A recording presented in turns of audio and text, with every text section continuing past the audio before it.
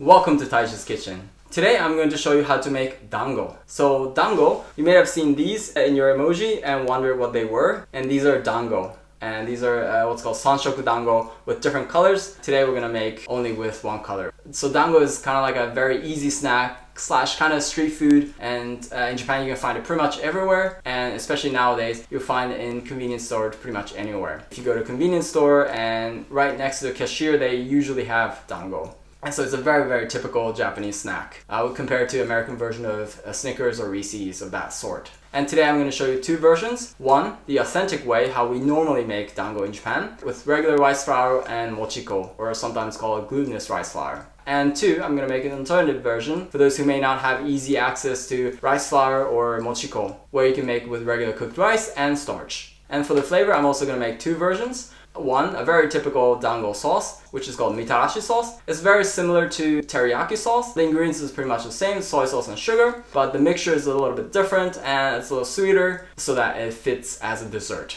Then I'm going to also show you another salty version with nori paper, which is called Isobemaki. Then, let's get started.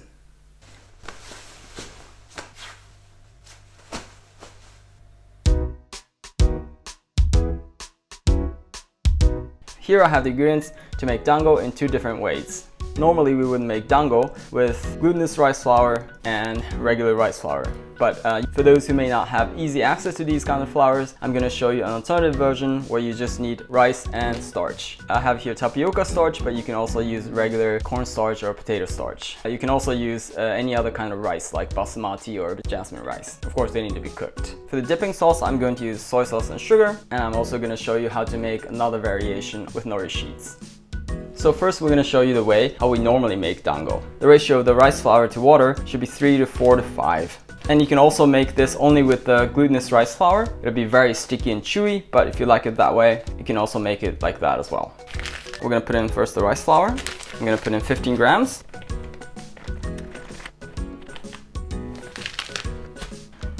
And then glutinous rice flour, I'm going to put in 20 grams.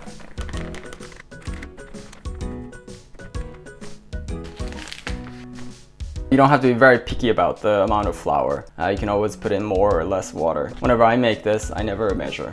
To this I'm going to add in 20 gram or 20 milliliter of water. Perfect. And then we're going to mix this. So first it's not going to come together as a good dough, but as you mix it with your fingers, and they'll come together. Depending on the temperature or depending on the humidity, you might want to add a little more or a little less water. So I think I'll need a little bit more water.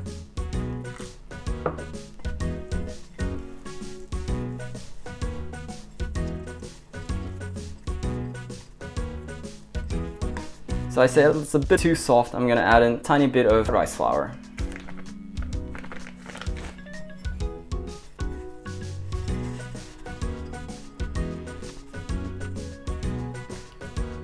So the goal of this is to make the consistency about the same hardness as your earlobe. So you want to check with your earlobe and then see if it's about the same consistency.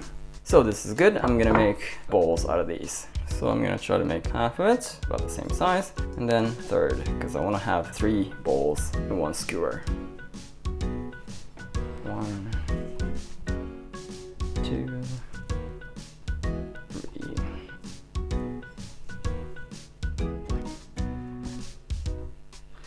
So this is also something fun to do with your kids because they like to make different shapes, different forms. I always liked it when we were able to make that at home. So then, let's cook these. Next, I'm going to show you an alternative way of making dango. So I have here about 100 gram of cooked rice. I have here regular Japanese rice, but you can also use jasmine or basmati rice. In this, I'm going to add in 1 tablespoon of starch. And to that, I'm also going to add in 1 teaspoon of water. And I'm going to give it a little mix.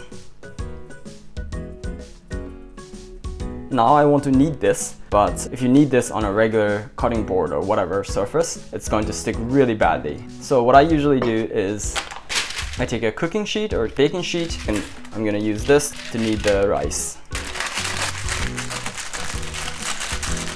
And what you want to do is you want to smash all the grain of rice like this. Maybe it's easier to knead this with your fingers first.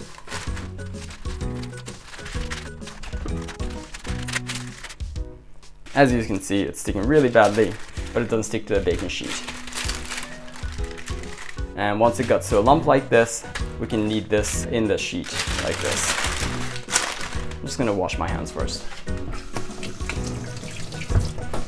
My hands are clean.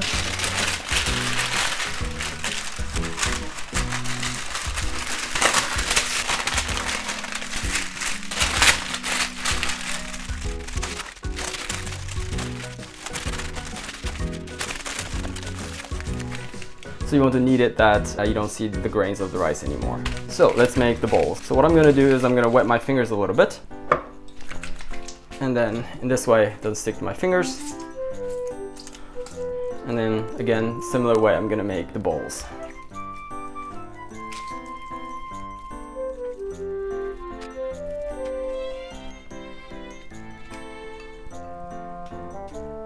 So this is also finished. We're gonna cook them as well.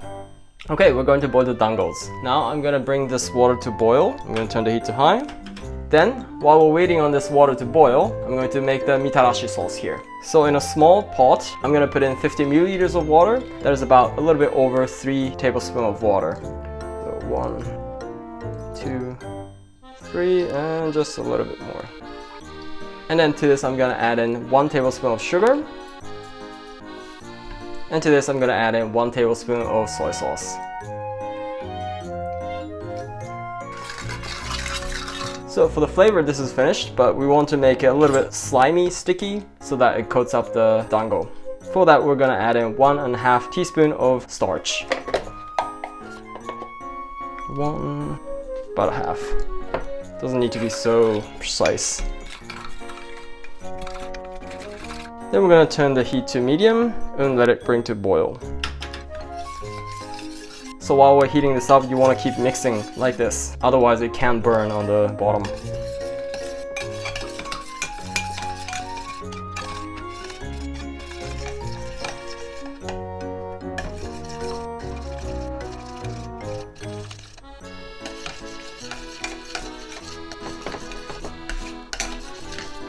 So as you can see, as this sauce gets heated, the color will turn from beige to clear see-through brown. So when it reaches this clear color, then it's finished.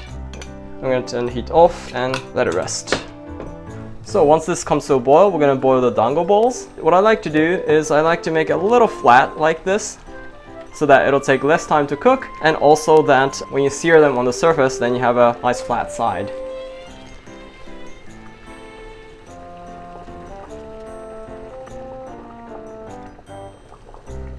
And once it's boiling, we're going to turn the heat to medium. So depending on the size, you may have to boil this for a couple minutes to like 5 minutes or so. So we've been boiling this for about like 3 minutes now. As you can see, the dangos are floating on the surface, then it's a sign that it's ready. We're going to take it into cold water. And then we're going to boil the other dangos, which we made from rice. So we're going to make this also a little flat on the middle.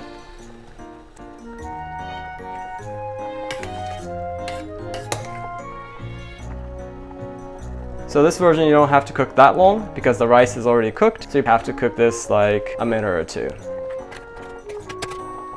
So this version doesn't really float on the surface. So this isn't sitting on the bottom, so I'm gonna take this out already. Then we're gonna turn the heat off. So this is finished for making the dango. And you can eat it as it is like this. You can just put some sauce on over this, or you can put anko. You can put this also on top of ice cream or something, and this is also going to be delicious to eat it as it is. But we're gonna make it like this emoji, and so we're gonna put on skewers. And I'm going to sear the surface so that it'll have a little bit of smoky flavor to it. So it is easier if you wet the skewers a little bit. Otherwise this dango is going to kind of stick onto the skewers and it's make it difficult. So kind of like this on a skewer. It's just typical in Japan to have 3 dangos on top of each other in a skewer.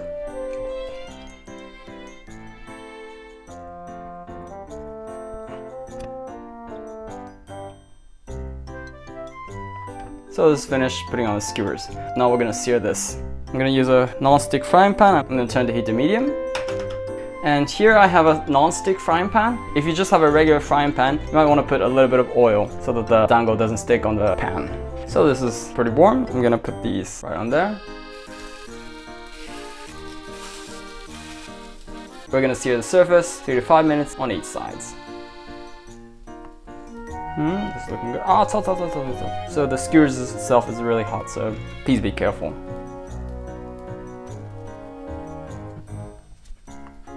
So that's looking good. We're gonna turn around and sear the other side. Hot.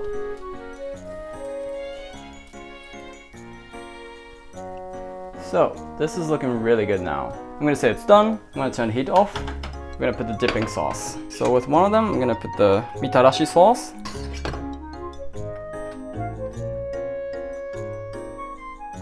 Like this all over. Let's put it on a plate. And also I'm gonna put this with Mitarashi-sauce. So I have here dango with the rice flour and the other with the cooked rice. And then the other two, I'm going to dip it in soy sauce. Just gonna get a little dip like this. And the other one also. So what I'm gonna do here now is that I'm going to sear the surface with the soy sauce a little bit, because the soy sauce is going to have another layer of flavor if you sear the surface just slightly. Not too much, otherwise it'll burn. Oh, it's starting to smell already good. So now that's good enough. So then I'm gonna wrap these dango in nori paper. So this is called Isobemaki. Like this. This and like this. So this might not look so appetizing for the Western viewers, but this is actually a really great combination. Well, rice and nori paper will go just hand in hand. I'm gonna put a little bit of extra sauce on the mitarashi. So this is looking great. Let's eat.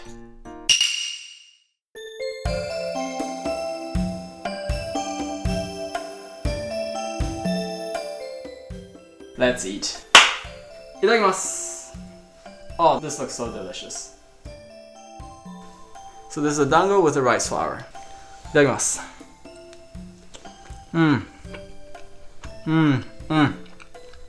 Oh, this is so good. Oh, this is just like home.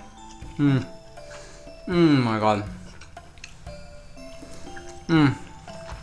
This reminds me of the high school time in Japan. As a young boy, I was always hungry. So like after school around like 4 or 5 o'clock, there was a small stand where they sell these dangos. This just reminds me of that. So good. Then I'm gonna try the Isobemaki. Itadakimasu. Oh, this is also good. Oh, this combination of rice, soy sauce, and nori. This is just so savory.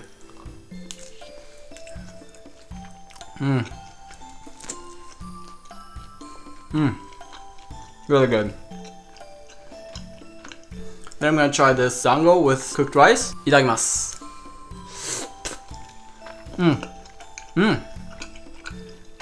This is actually really good. Kinda like this better than the other version, because with this you really get to taste the sweetness of rice. Sorry for the slurping. This is actually really good. Get more sauce on it.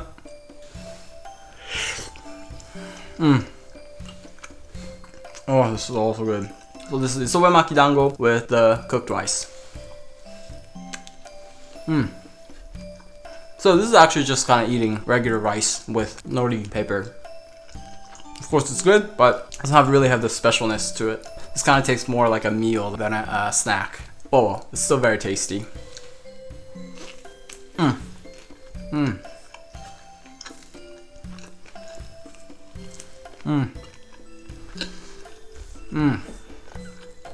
Oh, that was really tasty. So my favorite of all the 4 versions was actually the dango with cooked rice and with the Mitarashi-sauce. So the dango with rice flour and Mitarashi-sauce was of course good, but it wasn't anything special. It was something I know. And also because I didn't need it so much, you could kind of still have the rice texture. It was actually really, really good. ごちそうさまでした。That was really delicious. And you can also make it with your kids, because I enjoyed making these dango sometimes with funny forms like fish, or because I love fish. If you like what you saw, please hit that like button. And if you want to see more of these, please subscribe. Otherwise, I look forward to see you in the next video. Bye.